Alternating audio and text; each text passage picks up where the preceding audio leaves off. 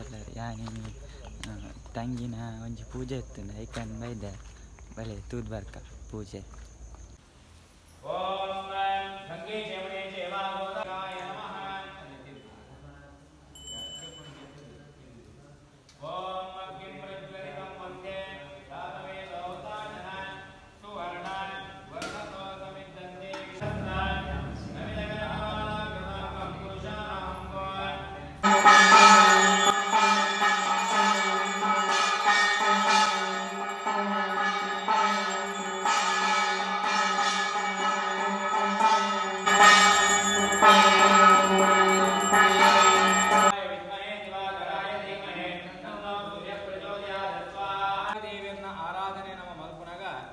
ದೇವೇರ್ನ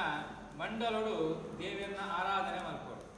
ವರ್ಂಬ ಬಗೆ ವರ್ಂಬ ಕೋಣೆ ತೋಜುಂಡು ನಾನು ಆ ವರ್ಂಬ ಕೋಣೆಡು ವಿಶೇಷವಾಯಿನ ನವಗ್ರಹ ದೇವೇರ್ನ ಚಿಹ್ನೆ ಐದು ಬೊಕ್ಕ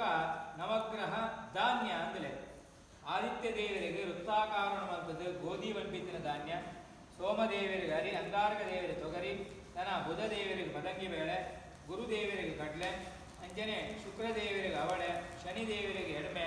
ರಾಹುದೇವರಿಗೆ ಉರ್ದು ಅಂಜನೆ ಆ ಕೇತು ವರ್ಂಬ ಸುತ್ತುವವರಿಗೆ ನಾವು ಪ್ರದಕ್ಷಿಣೆ ಅಂತ ದೇವರಿಗೆ ದಕ್ಷಿಣೆ ಗೋರಿಗೆ ದಕ್ಷಿಣೆಗೆ ತೊಂಬಿಯರಿಗೆ ಬಂದ ದಾತ ಮಾಡ್ಕೊಡು ಪ್ರದಕ್ಷಿಣೆ ಬರೋರಿಗೆ ಅಂಜನೆ ಆ ವರ್ಂಬ ಗ್ರಹಗಳನ್ನ ಮಂತ್ರ ಅನುಪನೋಡಿ ಐದು ಬೊಕ್ಕ ಹೋಮ ಮುಖೇನವಾದ ದೇವರಿಗೆ ನಮ್ಮ ಆಹುತಿನ ಕೊರಡು ವರ್ಂಬ ಬಗೆತ ಸಮಿದೆಡೆ ಸಗ್ರಾಮಕ ಪುರಸ್ಸರವಾದ ಆ ನವಗ್ರಹ ದೇವರಿಗೆ ವಿಶೇಷವಾಯಿನ ವರ್ಂಬ ಬಗೆತ ಸಮಿದೆಡೆ ದೇವರಿಗೆ ಆಹುತಿಯನ್ನು ಕೊಟ್ಟು ದೇವರಿಗೆ ಪ್ರಸನ್ನ ಪೂಜೆಯನ್ನು ಮಾಡ್ಬೋದು. ಐದು ಬೊಕ್ಕ